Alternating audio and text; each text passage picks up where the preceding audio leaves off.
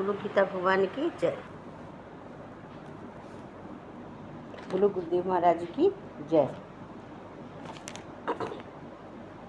हम लोग सत्संग के ज्ञान सुनते हैं, गीता के ज्ञान सुनते हैं, बहुत अच्छा लगता है। लेकिन व्यक्ति का तो काम ज्ञान सुनना और चलेगा, परंतु भगवान कहते हैं हमारा काम तो, हम सारे कार्य तो गुरु को करने होते हैं, भगवान को करने होते हैं।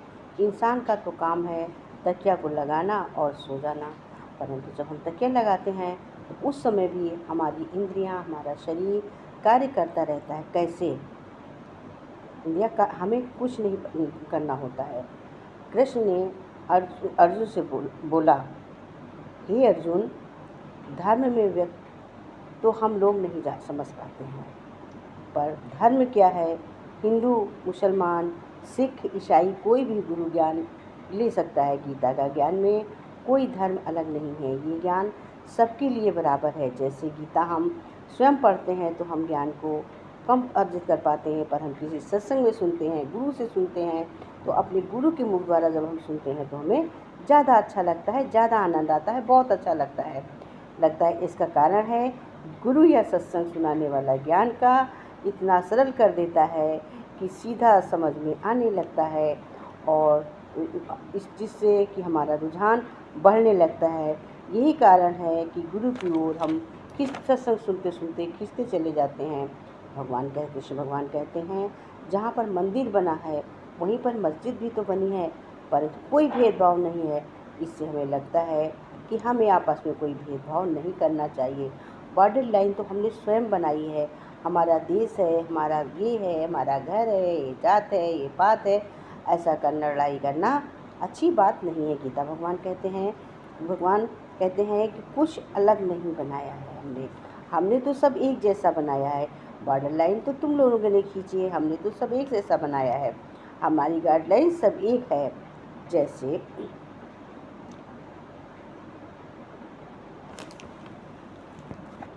कहते हैं हमने तो सब एक जैसा बनाया है, परंतु बस भेद इतना है कि हम अपने मन पर, तो सब लोग अपने मन पर कोई नियंत्रण नहीं रख पाता है।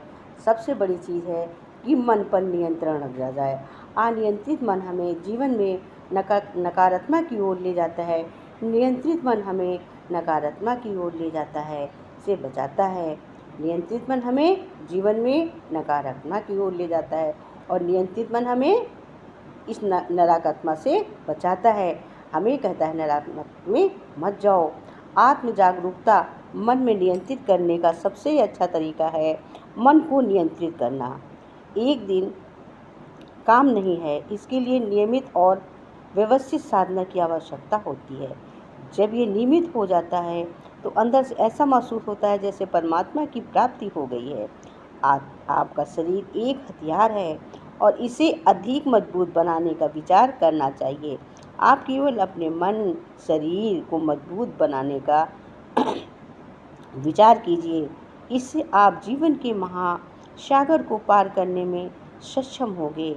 अपने आप में एक मजबूत विश्वास आपको धार्मिक बनाएगा। इससे आपको कभी खुशी का आभास होगा और आपका मन नियंत्रित होगा। चुपचाप बैठिए और मन को भटकने दीजिए। जहाँ वो जाना चाहता है जाने दीजिए, परंतु आप अपने पर दृढ़ विश्वास रखिए कि आप अपने मन को सभी दिशाओं में देख रहे हैं। अब भगवान से मिलाप करने की कोशिश कीजिए, लेकिन सभी सांसारिक मोह माया या रिश्तों को त्याग कर कुछ समय बाद आप देखेंगे कि आपका मन शांत झील की तरह शांत हो रहा है। ये प्रक्रिया मन के भटकने की गति को धीमा कर देगी। प्रत्येक दिन इसकी साधना कीजिए और इसको आपको पहचानिए। समय के साथ आपका मन आपके नियंत्रण में होगा। अर्थ ये है कि आपने अपने मन पर काबू पा लिया। ध्यान मन को सभी आने वाली विचार तरंगों पर दुनिया भर का मोह माया से निजात दिलाया। इससे आपकी चेतना का विस्तार होता है। हर बार विस्तार होता है। कहते हैं जब हमारी चेतना का विस्तार होता है तब हमारी चेतना का जब विस्तार होने लगता है तो हर बार जब हम ध्यान करेंगे तो आप अपने विकास पथ पर अग्रसर ही पाएंगे, अपने को आगे बढ़ता पाएंगे। बाहरी और आंतरिक सभी इंद्रियां मनुष्य के नियंत्रण के अधीन होती हैं। चाहिए बड़ी सी बड़ी साधना करिए, बड़ा सा बड़ा पूजा कर्म करिए, अच्छे अच्छे लोगों से मिलिए, सत्संग जाइए। सत्संग की बहुत बड़ी महिमा है। सत्संग, सत्संग मतलब सत्संग, जो साधु के संग रहा, साधु की वाणी सुनी, साधु की गुरु की कृपा सुनी, इससे हमारा मन विचलित नहीं होता है, हमारा मन नियंत्रण रहता है। मेरा मन नियंत्रण में रहता है। तो मन को नियंत्रण में रखने के लिए हमें सत्संग करना चाहिए, अच्छी बातें करना चाहिए, बिजी रहना चाहिए, तभी हमारा मन काबू रहता है, नियंत्रण में। कहते हैं कि अगर हमसे कभी कोई एक गलती हो जाती है तो इसका मतलब नहीं है कि अब हम काम ही करना छोड़ देंगे, अब हम कुछ करेंगे नहीं। नहीं, संगीत और शिक्षा में जो भी सीखा जाता है वो अधिकतर सामान्य जीवन से ही सीखा जाता है। मैंने जो भी महत्वपूर्ण और नई चीज़ें पाई हैं, जो जीवन यात्रा में सीखा है, मुझे दी है, मेरे पास नफ़रत और प्यार का विकल्प हमेशा रहा है।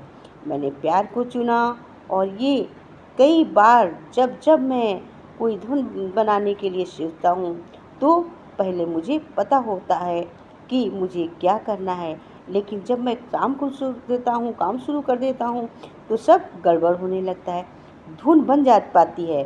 फिर मैं कुछ देर के लिए खामोश बैठ जाता हूँ और इंतज़ार करता हूँ कि धुन स्वाभाविक रूप से निकल रही है। मेरा संगीत एक अमेरिकी, अरब, भारतीय, पाकिस्तानी, बांग्लादेशी, दक्षिण भारतीय या उत्तर भारतीय सभी से सीधे जुड़ता है, क्योंकि इसमें कोई शर्त नहीं है और इसलिए संगीत में पवित्रता और प्रेम होना चाहिए। संगीत में बहुत ज़्यादा पवित्रता और प्रेम होता है। संगीत ने ही मुझे सब कुछ दिया है, गाया है।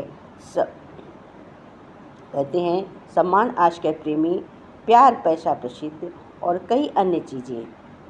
कहते सम्मान अक्षर गृहस्थी, प्यार पैसा प्रसिद्ध और कई ऐसी चीज़ें हैं, लेकिन जब आप उम्र 40 के पड़ाव के पार कर देते हैं तो ये आशाद भी मन में आता है कि आप मृत्यु की तरफ बढ़ते जा रहे हैं।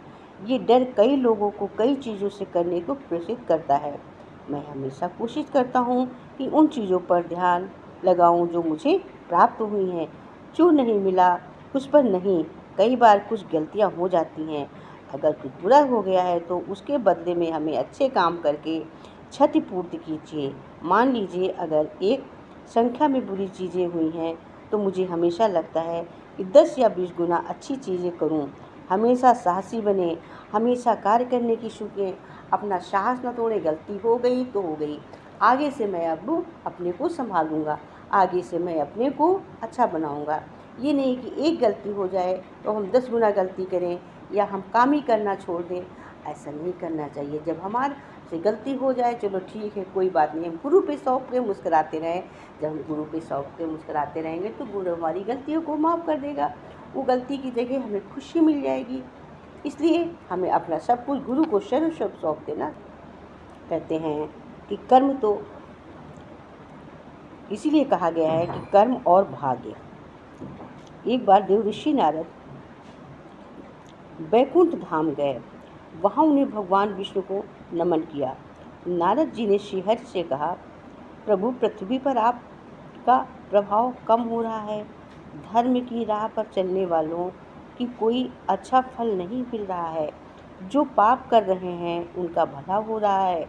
तब श्रीहरि ने कहा, ऐसा नहीं देवऋषि, जो भी हो रहा है वो सब नियति के माध्यम से हो रहा है। नारद बोले, मैं तो देख कर आ रहा हूँ, पापियों का अच्छा फल मिल रहा है, भला करने वाले के, धर्म के रास्ते पर चलने वाले को बुरा फल मिल रहा है। भगवान ने कहा, कोई ऐसी घटना बताओ। नारद ने कहा, अभी एक जंगल में जा रहा था, वहाँ एक गाय दलदल में फंसी हुई थी, कोई उसे बचाने वाला नहीं था। तभी एक चोर उधर से गुजरा, गाय को फंसा देखकर भी रुका नहीं, वो उस पर पैर रखकर दलदल लाद कर निकल गया। आगे जाकर चोर से को सोने की मोहरों की भरी एक थैली मिली। थोड़ी देर बाद वहाँ से एक वृद्ध साधु गुजरा। उसने उस गाय को बाहर निकाला, उठने की पूरी कोशिश की, पूरे शरीर का जोर लगाकर उस गाय को बचा लिया, लेकिन मैंने देखा गाय को दलदल से निकालने के बाद वो साधु आगे गया तो एक गड्ढे में गिर गया। प्रभु बताइए, ये कौन सा न्याय है? नारद की बात सुनने के बाद प्रभु बोले, ये सही हुआ। जो चोर गाय पर पैर रखकर भाग गया, उसकी किस्मत में तो एक खजाना था, लेकिन उसके उस पाप के कारण उसे केवल कुछ मोहरें ही मिली। वहीं उस साधु को गड्ढे में इसलिए गिरना पड़ा क्योंकि उसके भाग में मृत्यु लिखी थी, लेकिन गाय को बचाने के कारण उसके पुण्य बढ़ गए और उसकी मृत्यु एक छोटी सी चोट के बदल गई। इसी के कर्म को उसका भाग्य तय होता है। कहते हैं ऐसा जैसा कर्म करते हैं वैसा ही उसका फल तय होता है। तो इसीलिए कहते हैं हमें कर्म और भाग्य कर्म करना चाहिए। जो भाग्य में होता है वही होता है। प्रभु भेजते समय ही आवागमन का पूरा चिट्ठा लिखकर भेजते हैं। इसीलिए भगवान कहते हैं कि गृहस्थ में रहकर भक्ति करना सर्वोत्तम माना गया है। नारद जी की बात बात पर नारायण कहा करते थे। इस प्रकार दिन में कई बार भगवान का नाम लेते थे। एक दिन उनके मन में ये विचार आया कि वो बहुत बार भगवान का नाम लेते हैं, अतः वही भगवान से सबसे बड़े भक्त हैं। ये सोचकर नारद जी विष्णु भगवान के पास पहुँचे और पूछा, भगवान आपका सबसे बड़ा भक्त कौन है? विष्णु भगवान ने बताया, अमुक गांव का अमुक किसान मेरा सबसे बड़ा भक्त है। मतलब इस गांव का उस किसान जो है मेरा सबसे बड़ा भक्त है। नारद जी को बहुत धक्का लगा। उन्होंने भगवान जी के कथन की पुष्टि के लिए अपने को संभालते हुए कहा, भक्त किसान का नाम वो पता नोट किया तथा उस किसान के गांव चल दिए। वहां जाकर देखा कि किसान ने सुबह 4 बजे उठकर 2 बार नारायण नारायण कहा, फिर नाद में भूसा खाली व पानी डालकर बैलों को लगा दिया। दैनिक क्रिया के बाद सुबह का जलपान कर सूर्योदय के साथ ही हल बैल लेकर खेतों में पहुंच गया। पूर्वा 10 बजे से पहले पत्नी द्वारा लाया कलेवा खाकर पुनः खेत में काम में लग गया। वो दोबारा उसी काम में फिर लग गया। जब उस काम में लग गया, दोपहर में घर जाकर खाना खाया, सुरती खाया, बैलों को नाद पर लगाया। अब दोपहर के बाद खेतों में जाकर फिर काम किया। सूर्यास्त के पहले घर लौटा।